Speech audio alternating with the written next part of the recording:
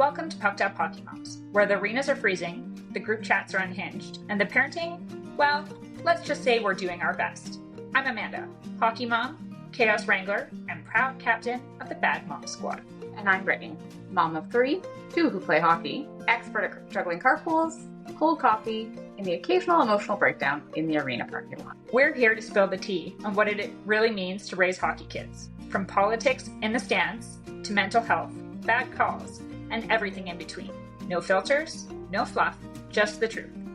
With a side of sarcasm. And yeah, we're laughing through the madness, because if we didn't, we'd be crying into a damp mitt left in the trunk since last season. So if you've ever screamed, "Move your feet," while secretly Googling the rules mid-game, you're our people. This is Pucked Up Hockey Moms. Let's get into it.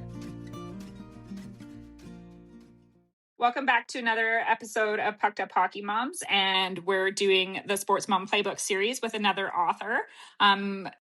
Today's story is about commitment, pride, and what it really looks like to raise three kids through three totally different sports and watch them all walk across the stage with a college degree. That's pretty awesome. Welcome, Shoshana.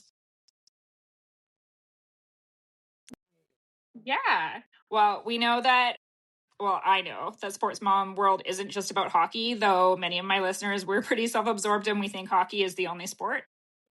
But it's not. So it is good that we highlight other sports. And since pretty much Sport Mom on the Go, like you said, you do have a podcast for that as well. It's Every Mom Sprinting from gym to field to track, caffeinated, exhausted, and cheering like it's a full-time job. So how about you tell us a little bit about yourself, your kids, and how you guys got into sports? Like you said, my name is Shoshana, and I am from California. Always been a Cali girl. I've been involved in sports since I was little. So that's all I knew. I was a cheerleader and I ran track. That is all I knew. So when I had my kids, I'm like, okay, y'all are going to be busy. You're going to get into some sports. I have three kids. I have Kiara. She's now 31, and Damani is 25, and my youngest is DJ, and he's 22. And my oldest daughter, when she was involved in her sport, it was easy because the younger two were younger, so they hadn't even gotten involved yet. She was in high school, then they started getting busy. It still was easy because she was driving, so I would be like, okay, go drop your sister off, I'm on my way. It worked. The younger two, it wasn't as easy because their sport is in the same season. So Damani is a volleyball player. So when she wasn't playing, she was playing AAU. DJ is a football player and track runner. So we're going between football games. Mm-hmm. So it has never been easy between them two. When Damani was a senior in high school, DJ was a ninth grader. I'm going to her volleyball matches, and we booking it from the volleyball match to try to go catch a game. I catch the last 1 minute and 15 seconds. I'm like, I'm here. But you're like, hi. I had a talk with him, and I said, listen, it's your sister's senior year. You still have 3 more years where it's just me coming to your stuff. This is her last year. It has been a very sometimes stressful time, but I would do it all over again because I enjoy sports. So, just being out there with your kids and they looking over and they see whether they winning or they losing, they see you. So I just enjoy it. Yeah, that's a really important conversation, I think, that you had with your son about your daughter's senior year and stuff. Yeah. Because it's true, right? Like that last year, you're making sure he knew, like, hey, I'm not ignoring you. I want to come to all your stuff, and scheduling, I'll make it. If I can make the schedule work, I will break whatever speed limits I can to get there. Yeah. But it's the last year I get to see it. Yeah. You'd want me to be at your last year of stuff too, right? So it is hard when you have multiple children, more than one child. Yeah, like it is a sacrifice, like if you had and if you have a partner that coaches or something like that too, like there's a couple seasons where I would only get to watch one kid's sport because my husband coached the other kid's sport. So he couldn't go to one and I had to go to the other. And it's not that I didn't want to go to one, but we had to represent one kid, a parent, and I was like, okay, over there. Yeah. Tag, you're it. See you. And just hope for like live streaming games, because you love your kids and you want to see everything you can, but you just physically cannot be in more than one place. You can't. So, and then you feel bad because you're like, I should be there. But then you're like, I'm there. I'm coming. But you are absolutely correct about that. It's hard. I know I will be watching my son's game on my phone at my daughter's game sometimes. And I'm like, but I got, like trying to only watch when she's not on the ice. I'm like, okay, well, I'm watching. I've been to a football game. My daughter playing, when she went to college, she decided, okay, I'm going to start playing volleyball again. I'm at a football game. She's playing volleyball. I'm watching her game. I'm looking at him, and and I'm screaming at the screen, go, get it. But people are looking at you like you're crazy. You're like, the service. I'm trying to find service. I'm calling volleyball stuff out at a football game, but I'm like, hey, you have to make, those are memories that you can't get back. Yeah. Totally. And, if you ask a sports parent and they wouldn't trade it, as much as it's so crazy, it's the same thing I hear from every person I talk to. They wouldn't trade it for anything. So, what is it like trying to switch? Like, because I know being a hockey mom is like a full culture, like that is just kind of became my identity. But you had 3 different sports, or if not more. Did you have to like switch from every parent group you went to have like 3? Did you have like split personalities essentially? Sometimes you're just quiet because you got volleyball, you got the volleyball parents, it's indoor. And I had to learn the sport volleyball because my oldest daughter didn't play volleyball. So my youngest daughter, she picked it up. And I had to learn the sport. I had to learn the verbiage and the things that they were saying and why they were saying it. So the volleyball world is totally different from the football world. It is totally different. So then you got football moms over here. Then you got the volleyball parents over here. And so my phone was just bouncing with, okay, you need to bring these snacks and this and that. And that.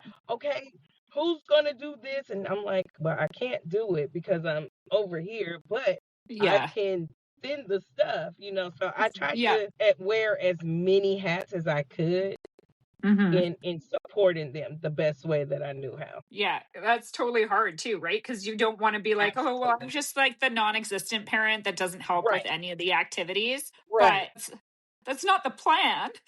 Right. And that happened to me. I went to one of my sons. My daughter wasn't playing, or they were playing in the same town. And she had a volleyball match, but then there was like a 5-hour window where she wasn't going to play again. So I was like, okay, come on, let's go catch a game of your brother. I'm sitting there, he's talking to me. The lady's never met me. So she's looking like, oh, DJ, who are you with? I got to keep track. And then he's like, this is my mom. And I'm like, yeah. You're like, hello.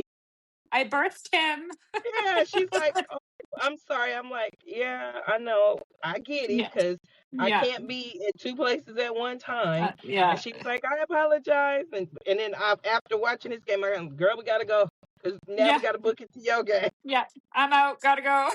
Yeah, so that definitely happened. Yeah, I've been there too. And then people are looking at you like, who are you? And you're like, what do you mean, who am I? Right. Do you hear me screaming for the kid? Yeah.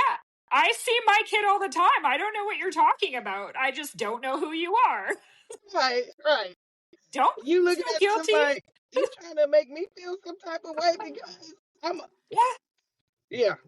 Just because I don't know you does not mean I don't know everything about my child's life right now. So do not shame me because I am running around like a chicken with my head cut off. Yeah, but it's hard. The mom guilt is real when you're juggling the sports for sure. I only have I have the one sport and just juggling the 2 kids. The mom guilt is real. Yeah. So yeah, for sure. What was it like for them trying to understand their sibling sports? Like, did they understand anything about the other sport? Did they care about their siblings' sports or anything? Or Well, I'm big on supporting your siblings. Mhm. Like if you're not playing, come on, we're gonna go to her game. So my oldest daughter, she cheered and she ran track. So my youngest daughter, she cheered up until the time she was like, I don't like cheerleading. I'm gonna find something else. So she started acting. So she wasn't doing no cheerleading. They all ran track. So they all were familiar with that sport. Football, I'm a football fanatic. So they've been around football forever. The only sport all of us had to learn collectively was volleyball. But we all learned it, and even my son, if he wasn't doing anything and we go to a tournament, he's out there helping her warm up. He do it, so I'm really, really, because I think it's important that you have to support your sibling. Like if your sibling is playing in something, they should be able to see you in the stands screaming for them, just like you're screaming for them when you're not playing. So I'm really big about that. I think it's important. That's great. I know for us, like, because my kids are 3 years apart. So the first couple years, my son was on the ice, my daughter wasn't. And so she got dragged around. They call them rink rats, the little ones that are dragged around the siblings and stuff. And so when she first started playing hockey as well, he was so bored. And I'm like, okay, come on. She's watched you for 3 years. You can handle an hour. You can handle an hour. You're not gonna die. They be like, oh my God, what time are we leaving? And you like, she done said hours watching you. In practice, 3 years. For 3 years, 5 days a week, she's watched you. This is her first practice. You can simmer down. You're gonna watch her. I'm sorry, first child. The world does not revolve around you for once now, so you can figure this out. But you'll be okay. You will survive. Yep. Absolutely. But then it became like critiquing or, I can help with this. Did you get any of that with like the track for each other? Did they help each other? So my oldest and my youngest stayed in track the longest. Okay. So my oldest daughter and my son is 8 years apart, but they act like they are 1 year apart because they're so competitive. At this age, I was running like this. I did this. At this age, I bet you can't beat my time. So they did that kind of stuff where we are like that. All of us are competitors. So we're always talking about something, but that's how good. They were when they were growing up. I bet you can't beat my time. I ran this at this age, and it's fun because you just be looking at them like, you a boy, she a girl. Of course you could. But he be like, see, he always say, I'm the best athlete. I'm like, no, you're not. No, you're not. Yeah, I definitely get that. Oh, I'm better than you at this age than you were. Yes. It's like a little bit of healthy competition is good, right? I think that's because they're like, I bet you, you're not. I bet you, yeah. Like they're hockey for us. It's hockey chirps, so they chirp each other all the time, and I'm like, chirping is good. It's not like a full-on bullying of each other. You're still supporting each other, but like a little bit of like a poke of like, no, I'm still better than you, right? Or I'm gonna be taller than you. Yeah, I'm gonna be taller than you. So my oldest daughter she's my oldest daughter. She's the shortest. Okay. So my son is the youngest. He's the tallest. So he's always like, I was taller than you at 12. Like they do stuff like that. You just be all like, the time. oh my God. I know. I'm the youngest, and I'm 4 inches taller than my sisters. Oh wow. I passed my mom and dad in grade 7 or 8. So like, oh wow. I'm 6 feet and they're like 5'7", 5'8". So wow. My son's really tall. Like he's nearly 6'4". And so my daughter, she's like, no, I'm going to be taller than you. That sibling rivalry is like the best. Yeah.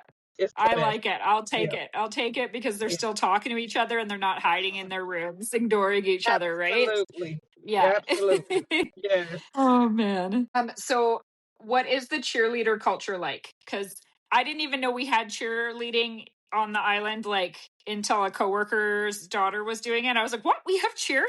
Like, I just didn't even know it was a thing. So it's just what I've seen on television for me, essentially. Cheerleading culture is busy. You really have to. My daughter cheered all her young years, like from the time I put her in to high school. You are doing competition. It's like AAU. They just, it's cheerleading. You're doing competitions. They're doing fundraisers. They car washing. Then they get to high school. They got to do a cheer box. They got to do this. It's a lot. Like I couldn't have. Well, I can, but I couldn't have two cheerleaders at two different high schools. That would not have been possible because they are always busy. They're cheerleading basketball. They're cheerleading for, they're not just cheerleaders for football. So they're cheerleading all year round, where the volleyball, well, they're all year round if you play AAU. But the cheerleading world, to be honest with you, the biggest sport that is humongous is volleyball. Yeah, it's really big, hey? That sport is huge. Yeah. And you don't even realize it till you go to all of these AAU meets. It is huge. Cheerleading, okay, you got, you have I was a cheerleader. It was different for me than it was for my daughter, but you are always competing. So the cheerleading world is just moms with the bows. We got to get a new bow. We got to get new shoes. We got to get, so that's got to put the tinsel in the hair. We got to make sure it's spiral. Make sure everybody, everybody hair got to be this way. And yeah. I know sport, like with like volleyball and hockey or whatever, the girls might go to the sport wearing makeup, but they are not ending that sport with no. Absolutely not. You are sweating. You just don't. My daughter used to be like, I just want to lay down. I'm tired today, Mom. I'll be like, you should be, because you was all over that court. But that is so true. Yeah. Cheerleading, you still have your makeup on. You still look bedazzled. But any other sport, you wake up looking bedazzled. Look like that. No. Right. It's funny. I sat next to my daughter in the dressing room for like the first time in years, because parents don't go in the dressing room at a certain age and stuff. And I mean, they should be able to tie their skates at a certain age, right? So and plus, I don't want to be in there. They can do it themselves. Like, I don't need to hold their hand. They got this, right? Right. So anyway, I guess like she took a bit of a fall and stuff. She called me and I went to go check on her. So I sat a couple feet away from her in the dressing room, and I literally was like, oh gosh, your gear smells so bad. Like, normally, like, I know my son smells bad, but I feel like boys just always smell bad because they're boys, that's right? Just who they are. Right. And I promise you, that's just who they are. You just be like, you stink.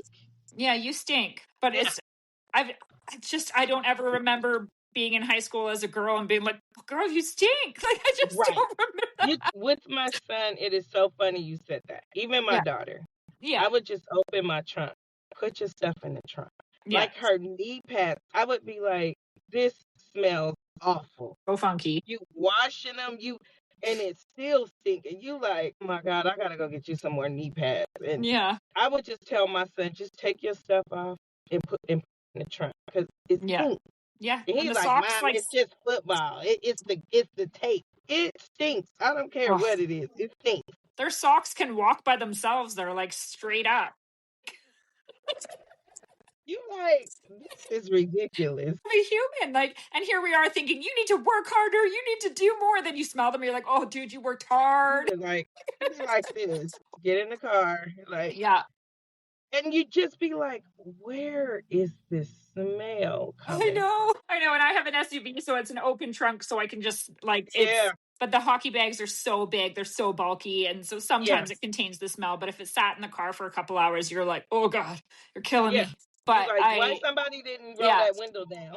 No, I know. Why there should be like a ventilation system, like HVAC in the car that just like sucks out the smell. But I saw my son, because he lives a couple like in the US. We live up here, and so we went to the mainland to watch a game the other day, and he's like, I'll get dressed real quick so I can see you before you guys rush off to the ferry or get undressed. So all he did was take up his upper half, so he's like walking out bare chested. And I took a selfie, but like my selfie's like, because I'm standing beside him and I'm like, yeah, I want a hug and a selfie, but one, you're bare chested. And you stink. And you smell so bad.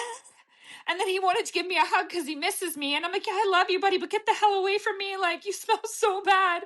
I'm going to smell the entire ride home. And then you're going to be like, you smell that? Do you smell that? I know. Now what? I know. Oh, God. He hugged me, my daughter, and my husband. And we're all like, oh, we're like gagging. The smell is real. And they just be, oh, my God. And I was like, they're like telling you to calm down, and you're like, okay, if you smelled you right it's now, not that bad. You'd be like, just put it in your car, and don't open the car. And when you get in the car, let me know how it smells. Yeah, like I'm pretty sure he has no sense of smell. Just like they spray their like Axe body spray 14 circles around their face. Like, you stink. Yeah, no, you take one tiny spritz of your cologne and you walk into it. You don't spray yourself like it's air freshener, you know, like. Right. Yes. That's cute though. Boy. Yeah. So track. We'll move on to the cheerleading. So is track year round then, or is it just like the dry season, or? It can be up until it's not year round. Like they don't run in the winter time. Okay. It stops right before before you actually have a football game. Okay. So it'll run into like 2 weeks of your football practice. Okay. So say it'll start March, February, March, and end like the first or second week in August. Okay. That's how track goes. Yeah. And did they do like certain distances or everything? Yes. So my oldest daughters ran the 100, the 200, the 4x1, and the 4x4. She was a great 400. Mm-hmm. She hated it. She loved the 200. Yeah. My son, they did the same races. 200, 100, 4x400. No, he did 100, 200, 400, 4x4, and 4x1.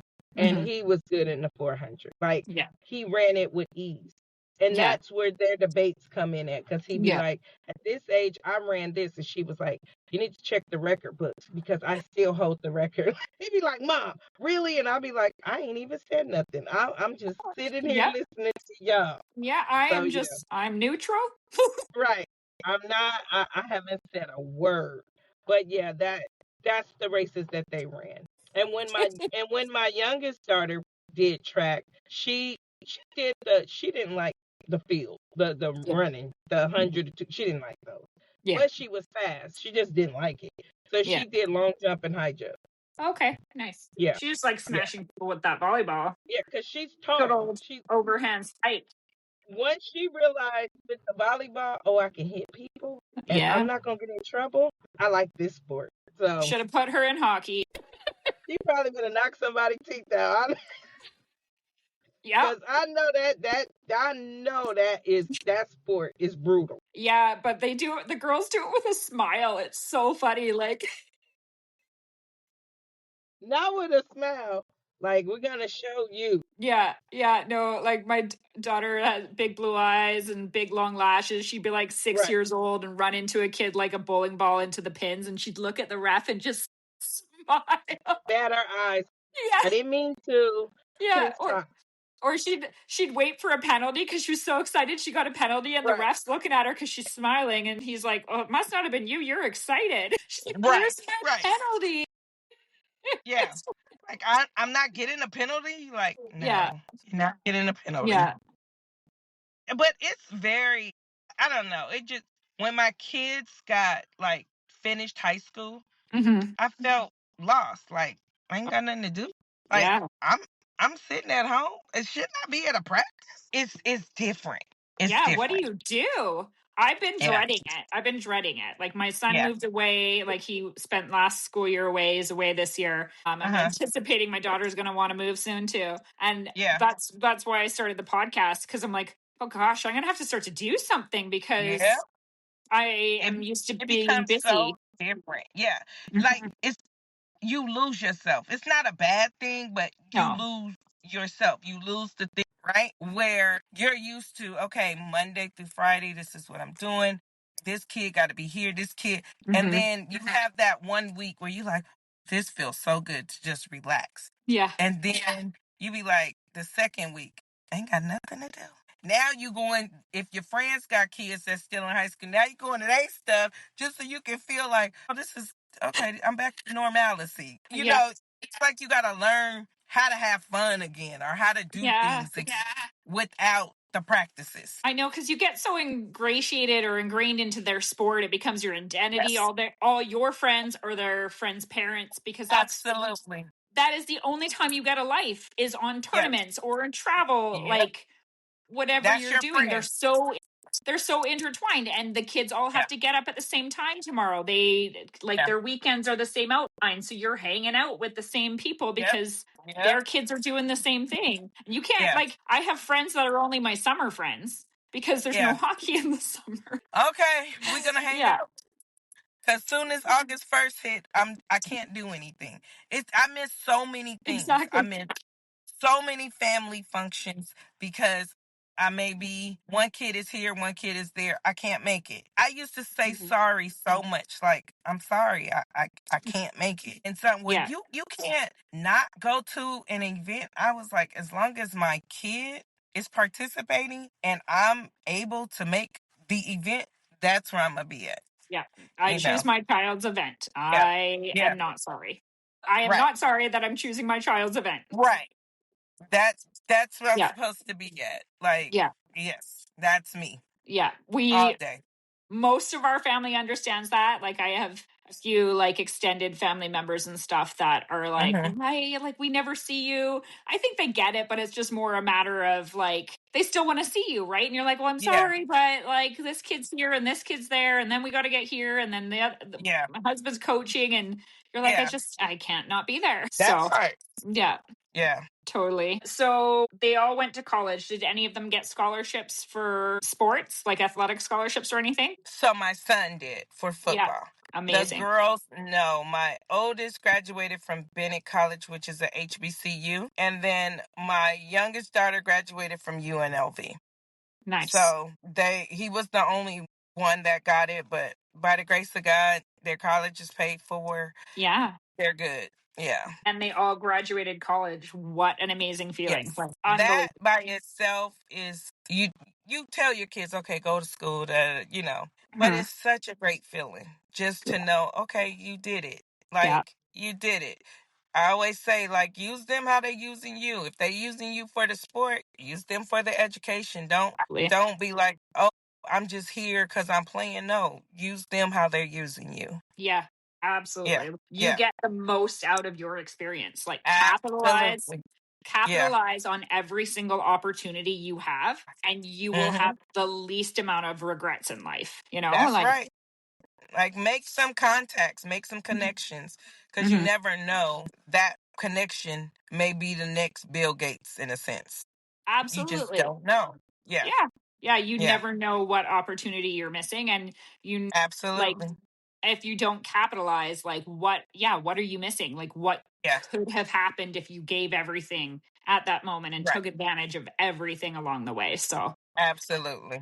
That's so great. Now, what did you do when they all three were in college? What was next? So my oldest was in college. I still had the younger two at home. She graduated. My younger two are 3 years apart. Yeah. So it kind of just blended with them. This one go to college. I still got this one at home. Yeah. But then everybody was gone, and I was like, okay. I traveled a lot with them. Yeah. Just going, I feel like when your kids are young, you worry about them. Yeah. But when they get older, grown, over 18, the worry is a little different. So I would, you gotta, by that time, my oldest daughter had gotten married. She had her first child. So I was at her house I think I was there off and on for 6 months with her. And then I would leave her house. I would go and spend some time with my youngest daughter. I would leave her, and then I would go to a football game, and it would just be like a cycling for almost a year. That's how it was. So you just worry a little differently when your kids become over 18. Yeah. Yeah. I'm close, so I'm not quite there yet. Yeah. Your worry becomes a little different. Like, where are they at? Like, when they're not at home, I do get that. Yeah, because you want to make sure they're safe. Did they pay attention? Did they lock their door? Did they, Yes. all kind of stuff just floats in your head. Mm-hmm. And when you call them, I'm okay. Oh my God, Mom. I know. You're like, are they being respectful? Did they use all their manners? Are all the core values I've ingrained in them for so long, are they still there now that I'm not with them? Yes. Yeah. You just be like, oh my God, just please do this. Oh my God, Mom, you said that already. I'd be like, just do it. I know. Yeah. The things like my parents used to say to me that I thought I'd never say, of course I say. Oh, and you're saying it. Yeah. You're saying it. And you're just like, yeah. I don't care. Just do what I say. I don't care. Yeah. Be safe, happy, be healthy, and be injury free. Those are the things that those are the things I think about. Yeah. Absolutely. When did you start your podcast? I started my podcast probably 8 years ago. Okay. So how I got into the podcast, this lady named Princess Cooper, my son was in Pop Warner football. So I would kind of I had met this coach, and he had a podcast. So he would be like, can you come on and just talk about what a sports mom go through? I'm always talking to guys. What does a sports mom go through? So I would periodically go on his podcast. And then Princess was like, Shauna, you can do a podcast. Like, you have the voice for it. And I'm like, no, I don't. And what am I going to talk about? Like, for an hour. And she was like, I promise you can do it. Like, we can start out 30 minutes and then we started doing 30 minutes and it would always run over. And she was like, see, I told you. So that's how I got involved, because she was on me for almost a year to almost 2 years. She kept saying, Shauna, come on, Shauna. And I was like, no, because you tend I always talk to, different moms, and, everybody's story is different, but I always try to give, if you ask me, I'll give you my stories of what I did right, what I did wrong. Absolutely. If it'll help you, as your kid is coming up. But it just comes automatic. But then to go on a podcast and you got to talk about it, you're like, well, how am I going to start talking about that? Yeah. Not knowing that you're doing that already. Yeah. So I just had to learn how to bring the podcast to life. Yeah. Yeah. I know. And that is a thing, like making your concept, and then it kind of like evolves as you go, right? You're kind of like, what am I doing? Yeah. You kind of, I get what you're saying, for sure. You're all over the place because you're like, what if it gets boring? Like, how am I going to keep people involved? Because when you're talking, you're just talking. Like, okay. Yeah. But then it's like to hit a podcast button, you're like, man, it's like something you just. Yeah. Yeah. You're like, what now? Okay. Have I said already? Am I saying the same thing over and over and over again? Right. Am I boring people? Do I sound like a broken record? I've had my kids on the podcast, and I swear, every time I have my kids on the podcast, we talk about how was it growing up in a household of everybody playing sports. Yeah. I've done it a couple of times. Yeah. And I swear, every time I do it, people are like, you and your kids are hilarious. Like, you need to keep doing it. And I'm like, you want to keep doing the podcast with me? I got to be like, who want to do a podcast this week? And they'll be like, okay, I guess so. Yeah. Right? I know. They're like, we got things to do. My kids are still young because they're like a little bit embarrassed. They're super supportive of me doing it.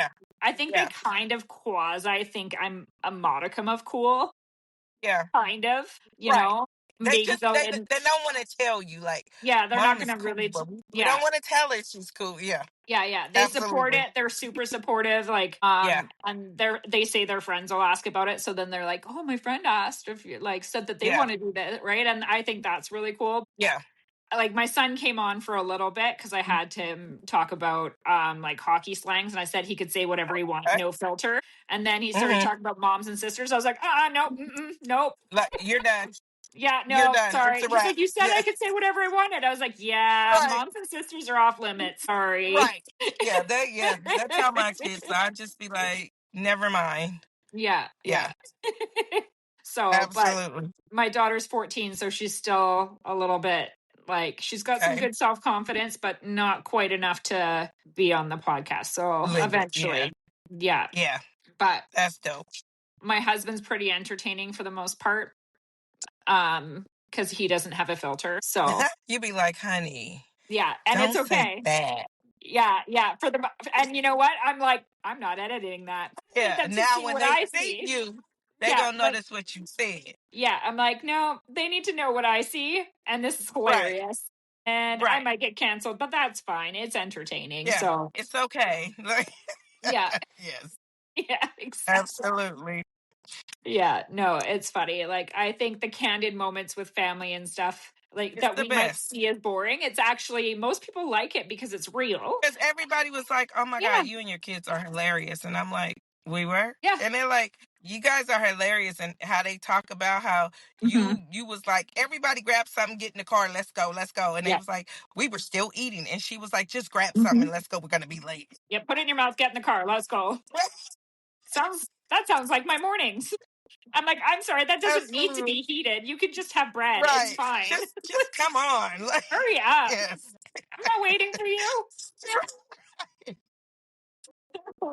Yeah. You know? Yeah. No, that's good. What kind of big sacrifices did you have to make for all three of them to get where they are? That's a good question. Right? We don't think want to just say you sacrifice having family time sometimes. Like you sacrifice going on family trips. You sacrifice just shutting the world out and then just doing certain things with your kids. You have the time, the time that you spend with them when they're in their sport, that's you guys spending time. But you sacrifice going on a Disney World trip because you may have to save that money to go at a cheerleading event, a volleyball event, or even a football event. But I mean, the sacrifice is the best sacrifice that you could ever have. Yeah, because it's for your kids. Yeah, I mean, you pay the cost with how you just shut everything down or shut everything out to basically be with them. I would do it all over again. Right. I know. And what some people might think is a sacrifice is really not even a sacrifice. Right. Like, so I think it is hard to actually come up with what it is you sacrifice. Yeah. Because as parents, you like, this is what I'm supposed to be doing. Yeah. And I wouldn't really sacrifice something I wasn't willing to if I didn't want to. Absolutely. Yeah. Absolutely. Because you hear so many people, we're going on a week trip. We don't do anything. I didn't get that opportunity with my kids because we was gone, but we was gone doing sports stuff, Yeah. Yeah. That would be the only thing that I would say I wish I could have done with them. Like, could shut some stuff down and we just go and tune out the world. But it just wasn't that. It wasn't the time to do that. Yeah, I know. I do feel guilty. Like, we didn't go ride bikes all the time. We didn't go for big hikes everywhere else. Like, I know there's a lot of families that go and do stuff like that. And I'll look at my kids. I'm like, are you missing out? Like, are we missing stuff for you? And they look at us. They're like, really feel like, oh my God, I've done an injustice as a parent. Yeah. Like, did you want to do that? Like, yeah, I know. Like, it makes you question it. I know. And they're like, no, I was playing. And you like, okay, I just want to make sure. I do the same thing. And so my kids are like, no, I'm too tired. We just spent the whole weekend doing this, and this. And I don't want to. And I'm like, good. Okay. Thanks for relieving a little bit of my mom guilt. I was asking, I wasn't saying we were going to go buy bikes and go ride. I was just checking. I was just making sure you're good. I'm sure you're good. I was just checking that you're okay, that I'm totally never going to do that. That part, just checking before I pay for your therapy bill in 20 years. I'm just making sure it's okay now. Yeah. Blowing my phone up. That's okay. I'm just trying to look here to see it because I think we pretty much touched on everything I was looking to do. Okay. Yeah. Do you have any messages for other sports mom that are juggling multiple sports and stuff that you wish you'd known in the beginning that really helped you? I would just say, take your time, ask plenty of questions when they get in high school, because the recruiting process is a lot different, and enjoy it.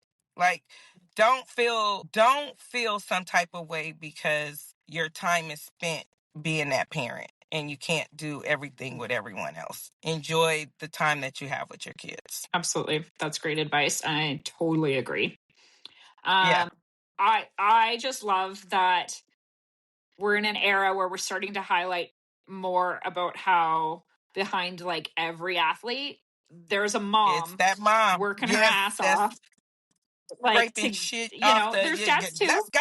There's Yes. yeah, but they're like just there's the mom who drove, who cheered, who cried, who stressed, who hustled, and just believed who in sleeps everything in the car in their while child. you practicing, so you could be, oh, Mom, did you see me? Yeah, I seen you. We really don't see you, but we're gonna tell you. Yeah, but we're trying to get some shout out. Yeah, I saw you out there. I saw you. Yeah, no, right.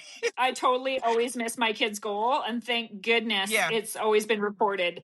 So I always say, I'm like, well, you're not going to score if I'm watching, so I have to look away sometimes to talk.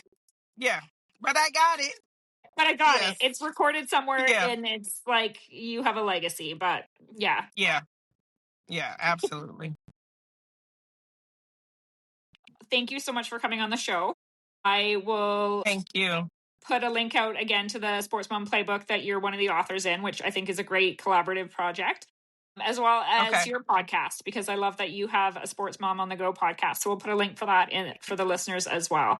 And we'll make sure to put your social media links. So thank you so much. Thank you. And I hope you have a good one. Thank you so much for having me on. Thank you. Bye-bye. Thanks for joining us this week on Pucked Up Hockey Moms. We seriously appreciate you listening, laughing, and surviving the hockey mom life right alongside us. Whether you're in the stands, stuck in carpool, or hiding in the rink bathroom for 5 minutes apiece, we see you and we're right there with you. This episode was proudly brought to you by AAA Hockey Recruiting, your go-to for player development, showcases, and getting noticed at the next level. Whether you're aiming for junior, prep, or NCAA, they've got the tools, the know-how, and the hookup. Check them out at AAAHockeyRecruiting.com and tell them the Bad Mom Squad sent you. Until next time, stay loud, stay proud, and stay a little bit pucked up.